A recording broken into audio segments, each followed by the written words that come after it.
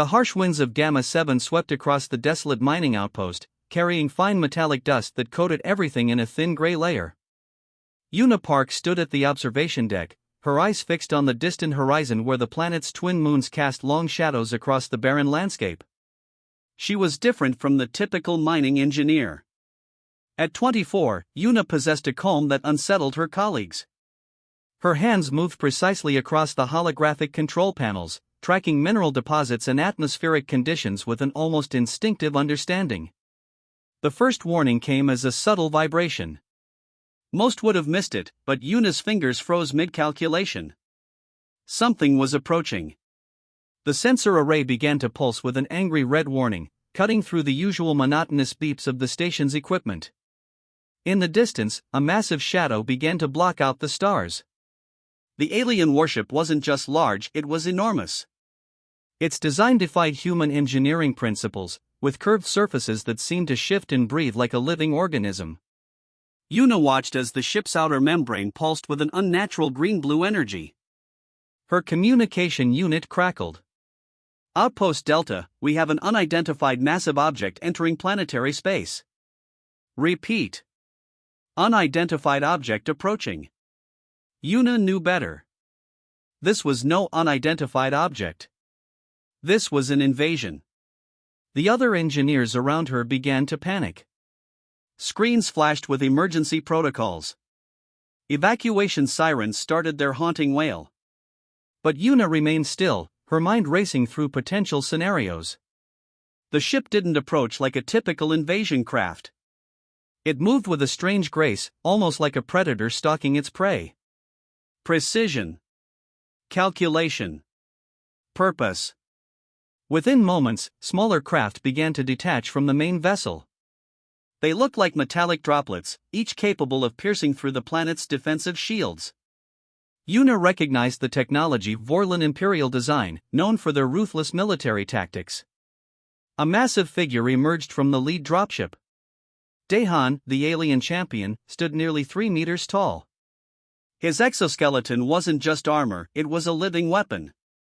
Each movement suggested incredible strength, each gesture a potential deadly strike.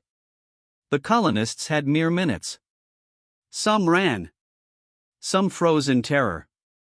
Una did neither. She watched, analyzed, calculated. The first wave of alien troops moved with synchronized precision. Their weapons weren't conventional, they were energy-based systems that could disintegrate matter at molecular levels. Buildings began to crumble. Defense systems collapsed within seconds. But Una saw something others didn't. A pattern. A weakness. Her fingers moved across the control panel, not in fear, but with a clinical precision. She was recording everything, every movement, every energy signature, every tactical deployment. While others saw destruction, she saw information. Dahan turned, his helmet-like head scanning the environment. For a moment, his gaze seemed to lock directly with Una's position. She didn't flinch. Most would have seen a monster. She saw a complex biological machine with exploitable vulnerabilities. The mining outpost was more than just a resource extraction point. It was a complex system of interconnected technologies, geological sensors, and environmental monitoring equipment.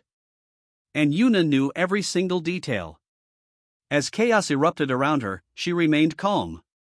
The invasion was happening. But this was just the beginning. Dahan couldn't know it yet, but he had made a critical mistake. He had underestimated the human standing quietly in the observation deck, watching his every move. The first phase of the invasion was complete. But the real battle was just about to begin. Would you like me to continue with the next part or adjust anything in this section? The mining station had become a ghost of its former self. Smoke drifted through broken corridors, and emergency lights cast an eerie red glow across destroyed equipment. Most survivors had hidden or fled, but Una moved with purpose. Her survival kit was simple but strategic. A portable data collector, a multi-tool designed for geological work, and a small emergency beacon. Each item had been carefully selected, not for traditional survival, but for scientific potential. The alien troops moved systematically through the station. Their technological scanners searched for life signs, but Yuna understood something fundamental about detection systems. Every technology had a blind spot. Every scanner had a weakness. She remembered her training on electromagnetic interference. The planet's unique mineral composition created natural signal disruptions. Where most would see a limitation, Yuna saw an opportunity. Using her mining equipment, she began modifying the station's remaining sensors. Her hands moved quickly, recalibrating circuits and rerouting power channels. She wasn't just hiding, she was creating a complex camouflage system. The geological scanning equipment became her primary weapon. By manipulating frequency waves, she could create false heat signatures. To the alien scanners, these would appear like living human targets, drawing their attention away from her actual location. Dehan's troops moved like a machine. Each soldier connected through a complex neural network, sharing information instantaneously. But networks could be confused. Systems could be manipulated. Yuna tracked their movement patterns. She noticed something interesting: their tactical algorithms followed predictable mathematical sequences. Predictability meant vulnerability. Her first small victory came unexpectedly. A modified sensor array sent a false signal, drawing 3 alien soldiers into a section of the station with unstable structural integrity. The floor collapsed, trapping them. She wasn't trying to kill. She was studying. Every interaction provided valuable data about their technological capabilities and limitations. The station's underground storage became her temporary headquarters. Here, surrounded by mining equipment and geological research materials, Yuna felt most comfortable. This was her environment. Her battlefield. Communication was restricted. The aliens had blocked standard communication frequencies.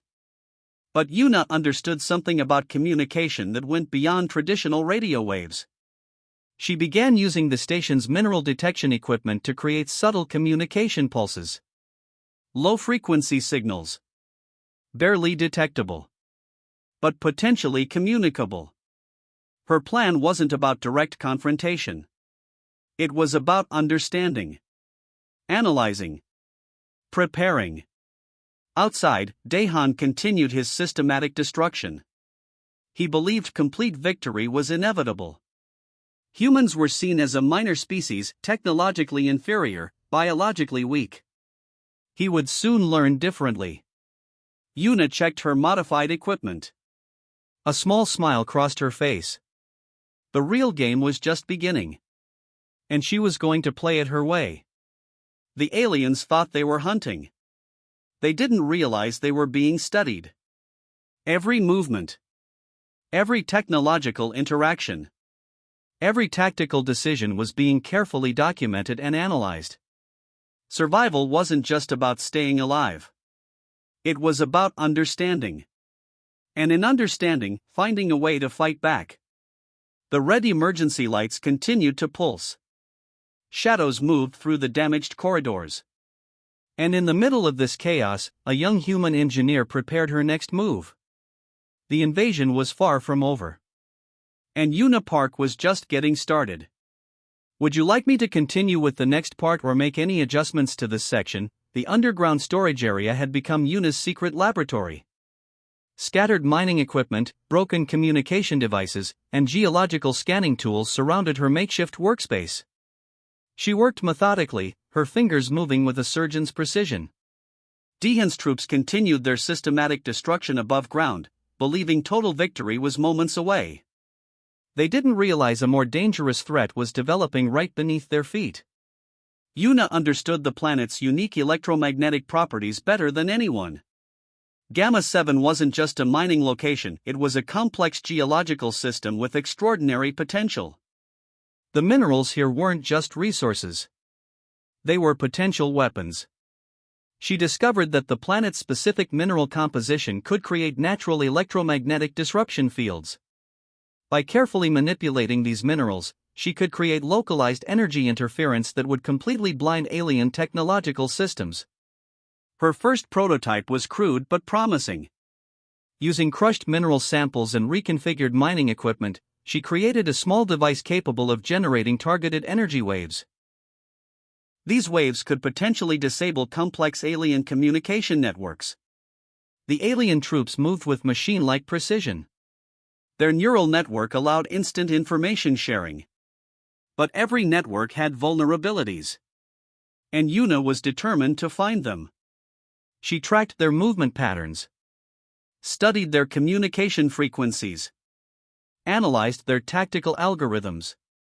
Each observation was meticulously recorded, each data point carefully considered. The device took shape slowly.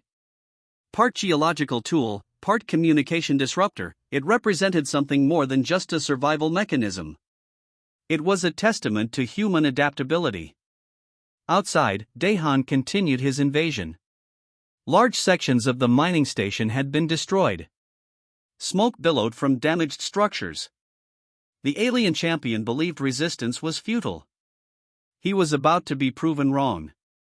Yuna's modified equipment began to pulse with a subtle energy. The mineral-based disruptor was more than just a defensive tool. It was a precise instrument designed to create controlled chaos. Her first test would be small. A localized communication disruption. Just enough to create confusion without revealing her complete capabilities. The alien troops' neural network suddenly experienced micro-interruptions. Communication signals became momentarily fragmented. For just a few seconds, their perfect tactical coordination became slightly imperfect. Most would consider it a minor glitch. But Yuna saw it as a breakthrough. Each successful test expanded her understanding. Each minute of observation provided critical information about alien technological limitations. The mining station, once a place of resource extraction, had become a complex battlefield. And the most dangerous weapon wasn't a gun or an explosive device. It was knowledge. Dahan would soon learn that humans were far more dangerous than he anticipated. A species capable of turning limitations into strengths. A civilization that could transform basic resources into sophisticated solutions. Yuna continued her work. Calm. Focused. Determined. The invasion was progressing.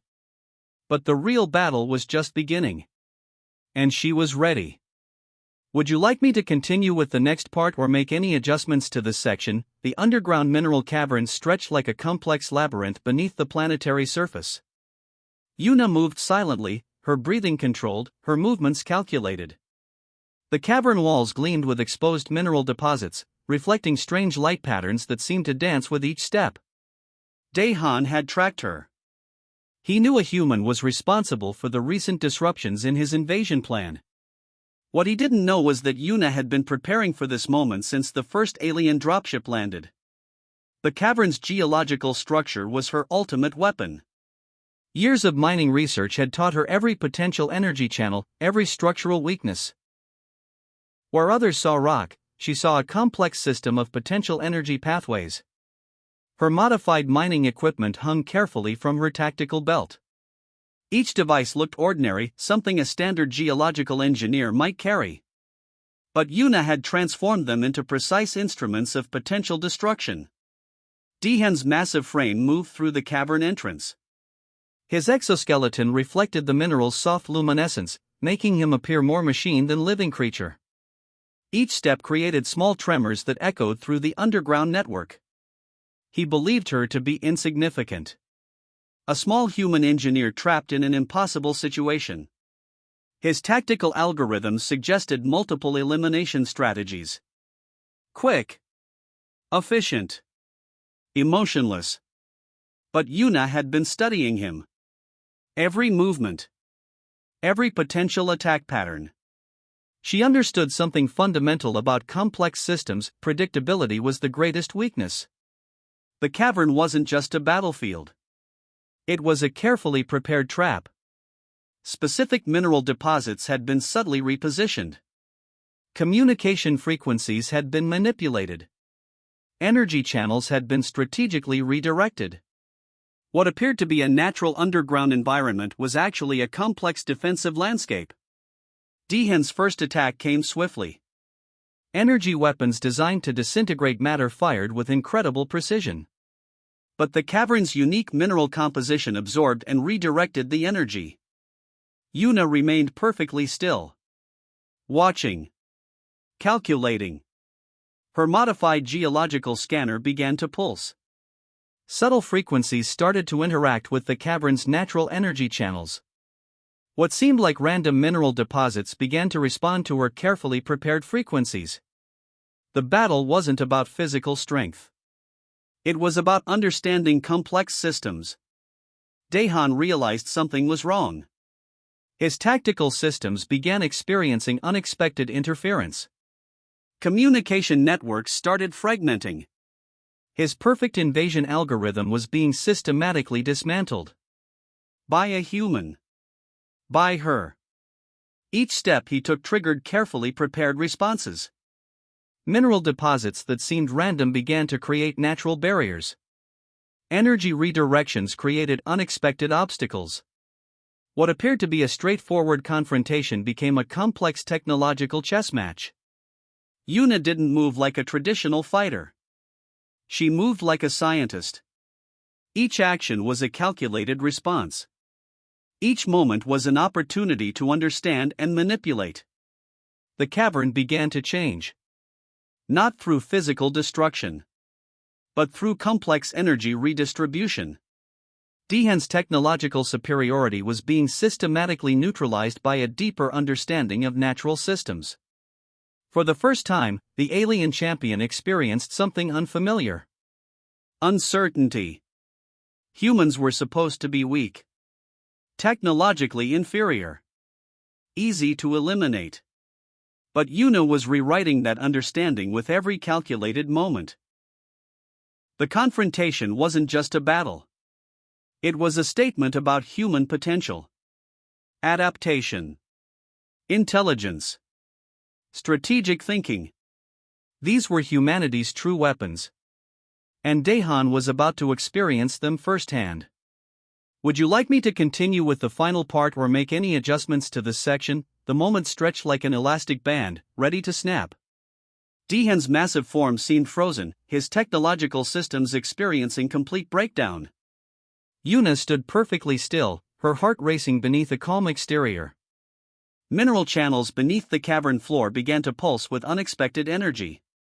What appeared random was actually a carefully orchestrated system of natural geological responses. Yuna had transformed the entire planetary environment into a complex defensive mechanism. Dahan's exoskeleton started malfunctioning. Communication networks collapsed.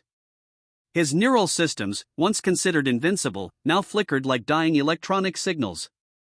Each movement became increasingly difficult, as if the very planet was rejecting his presence. The alien champion represented centuries of advanced technological warfare. Entire civilizations had fallen before his species. Technological superiority was their ultimate weapon. Predictable. Ruthless. Efficient. But they had never encountered a human like Yuna. Her modifications weren't just defensive. They were transformative. By understanding the planet's complex geological infrastructure, she had created a living, adaptive defense system. The minerals responded to her specific frequency patterns, creating natural barriers and energy redirections. Dahan's first critical error was underestimating human adaptability. Where his systems demanded rigid protocols, humans invented solutions.